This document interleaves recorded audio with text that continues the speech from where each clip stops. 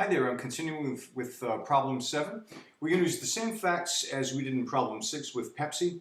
Okay, but this time, forget about margin. We're going to do this on an all-cash basis, and we are going to consider commission because our goal is to determine how much our accountant is going to tell us we have to use as a basis to pay the Internal Revenue Service some income tax. Okay, so I want to demonstrate how the taxable spread between a sale and a purchase works. The first thing that we do is we record, well, let's put the purchase first, okay? And we're going to have the gross amount of the purchase. We're going to have the commission. And we're going to have, we'll call that the basis, okay? Then we'll have a sale. We'll have the gross amount of the sale. We're going to have a commission here as well. And then, of course, we're going to have, let's call it the net proceeds, okay? And that will be our starting point. Okay, so now let's look at the problem and see what we have. Friends, let me save this for you. Okay, we have, okay, the broker is going to get 2% on everything, purchases and sales. So we're going to buy 1,000 shares of Pepsi at 80 with our own cash money. Forget about the margin, okay? So 1,000 shares of Pepsi times $80 a share is a gross of $80,000, and the broker is going to expect 2% to make that trade happen. Okay, now what we do is we add those two things together, and that becomes our basis. Okay, we add them together. So the total basis of our stock, our baseline, is $81,600. Now what happens later? We're going to sell it. We're going to sell it 2 months later at 90, okay, so you made yourself a nice little profit there, and of course the government's going to want a piece of it. So the same 1,000 shares times $90 a share, the gross amount of the proceeds is going to be $90,000. Now be careful, okay, don't go adding the commissions. I'm going to put a minus sign on it. We owe commissions, so even though our trade, our sale was $90,000, the broker is going to collect that $90,000 and deduct her commission right off the top. That's going to be 2%. And then she will credit the proceeds, the net proceeds, into your account or send them to you. Okay? So make sure you don't add them like we did in determining the basis. Okay? So let's call this the taxable gain. How's that? Okay? We're going to take the net proceeds, we're going to subtract the basis, and that's going to give us the taxable amount. All right, the net proceeds are $88,200. The basis, of course, is going to be $81,600. So the amount that is taxable is going to be the difference between the two. All right. So the government is not going to be looking for a tax on $10,000. They're going to be looking for a tax on $6,600. That's the $10,000 gross profit that you made, minus $3,400 in total commissions. No matter how you look at it, that is the answer to problem 7. Okay, and lastly, I asked you to try problem number 8. This one's pretty straightforward. Okay, what happens is this. Let's go back and actually take a look at it. Where is it? There it is. All right, dealing with Pepsi. Now, you don't own any Pepsi shares, but you believe that Pepsi is going to drop from its current price of $80 a share to $75, and you're very confident about that, so you're willing to gamble, and you sell short 1,000 shares at the current price.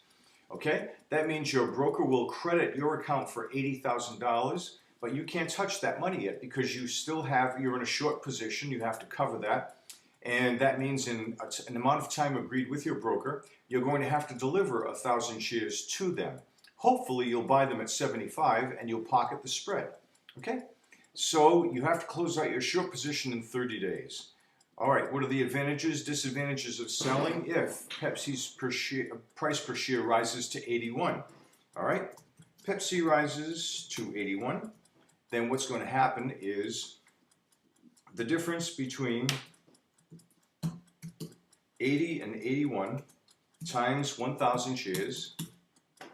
Okay, now this is going to be a loss to you, isn't it? Okay, So that's going to be a $1,000 loss. Why is it a loss? Well, because you have to buy those shares for $81,000 and you sold them for $80,000, 1,000 shares, so you gambled and you lost. On the other hand, if Pepsi cooperates by dropping to 77, so let's say Pepsi drops to 77, all right, what's going to happen is you will have $80 that you bought it for minus 70, I'm sorry, that you sold it for minus 77, multiplied by 1,000 shares. This time you gambled and you won, okay? That's going to be $3 a share because you sold it for 80,000. You sold it for 80,000. Now you cover your short position by buying the shares for 77,000. So the $3,000 in this case is a gain. Okay, that's the answer to problem number 8. All right, very good. I've got a little bit of time left, so I'm going to try to start chapter 4a. Let's see how far we can get. Okay. All right, so let me close this and let's call up 4a. Don't save. This is 4a. Okay, so I've got the book in front of me. I'm jumping over to it. Okay, McDonald's. McDonald's is in play, currently at 95, so this is going to be problem number 1. All right. You want to buy it at less than 95, but it keeps moving up. If it reaches 97, you want to lock in that price before it goes higher. You'd like to get it at less than 97, but 97 is drop dead. You want to have it, but you're not willing to pay a penny more than 97. You're hoping the price will soften up a little before then. What would you advise your broker to do? Okay, in this case, you would place a buy, stop, order.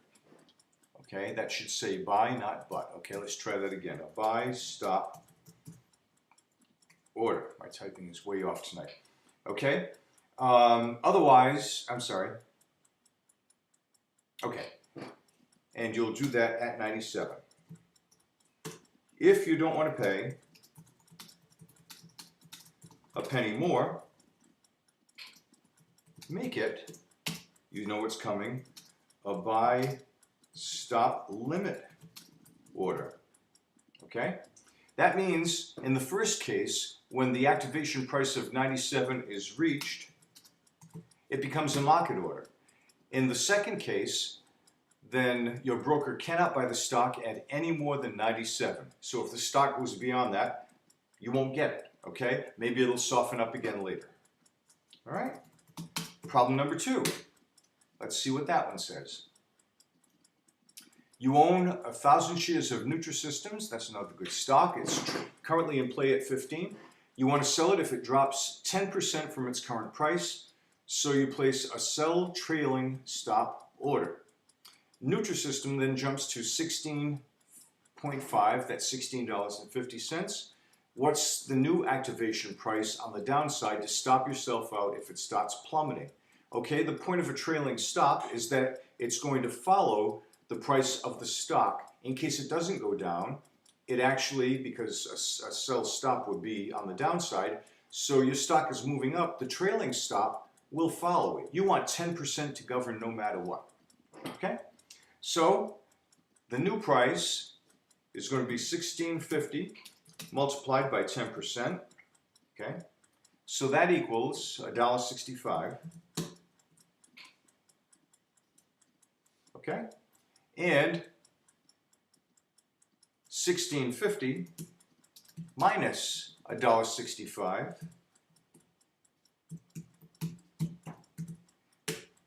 is going to give you $14.85. Okay?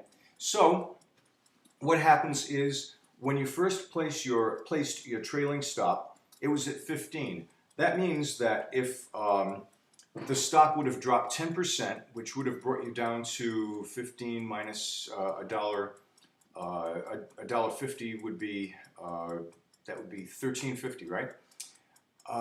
Then that would be the point at which the sell stop would be triggered. But now the The stock has gone up to 16.50, so the 10% trailing stop will reset. Instead of $13.50, you'll now be at $14.85. Okay? Instead of $13.50, which would have been 15 minus $1.50, or 10%. Okay? Let me check my math. $13.50, that's correct. Okay? So your trailing stop resets. That's how a trailing stop works. Remember, get in touch with me with any questions. And please remember, Chapter 4 and Chapter 4A will not be on the midterm, okay? All right, very good. Number 3 says, let's pull it up here on the screen. Okay, you call your broker and you want to buy 1,000 shares of Pfizer at 32 with a buy limit order day order. Only 700 shares of Pfizer are available in the order book at 32, but you're first in line. What will happen in each of the 3 cases? Okay, buy limit order, you can put other conditions on it. Now you want 1,000 shares, but only 700 are available right now at 32. So depending on which of these 3 conditions you placed, let's see what happens, okay? We start with FOK, which means fill or kill. That means that the order will not be executed. Fill or kill, the whole thing's got to be filled or the thing is canceled, okay? So the order will not be executed, order will be canceled right away, okay? Because you wanted the whole thing. The second condition is IOC, which stands for immediate or cancel. Okay, what happens in that case? All right, your broker will buy 700 shares, okay, and the balance, which is of course 300 shares, will be canceled immediately. Okay, because a partial satisfaction of your order is permissible under an IOC, but the balance is killed immediately. Okay? The third one is called an AON. What happens with an AON? It stands for all or none. All right? It's the same as a fill or kill, except for the kill portion. Okay? With an AON, the whole 1,000 shares must trade. So the order will not be made, will not be executed. Let's use the same terminology as before. Okay? But the order will remain open for how long? Until the end of that day's trading. Why the end of that day's trading? Because look at this, friends. I made it a buy limit order and I specified that it is a day order. If I had made that a buy limit order good till canceled, then the order would remain open the next day and the day after that until the entire thing, 1,000 shares, can be bought all at once. Okay? So please understand what all 3 of those terminologies, additional conditions on a day order, I'm sorry, on a limit order, can entail. Last but not least, our last problem of the day. It's been a long day here. I have the easy part. I just had to record them. You guys have to listen to them. Okay, let's go see what's happening here. All right, a downward market's moving down.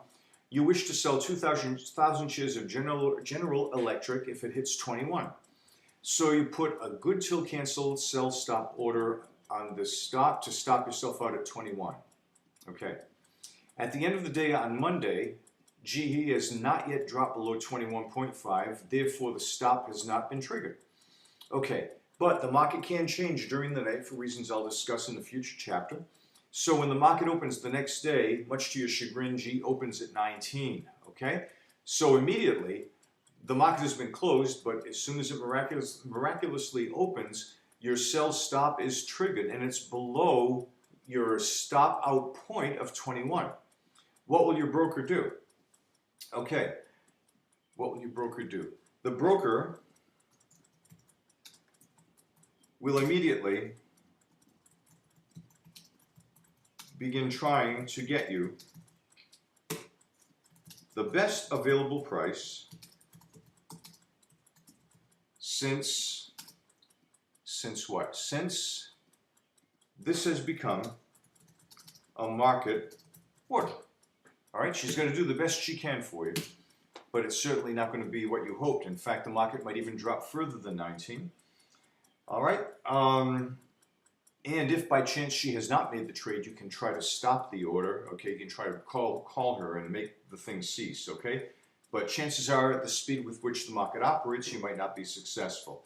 Now, on the other hand, my question says to you, what additional steps might have been available to you? Okay, you could have made this a sell stop limit order.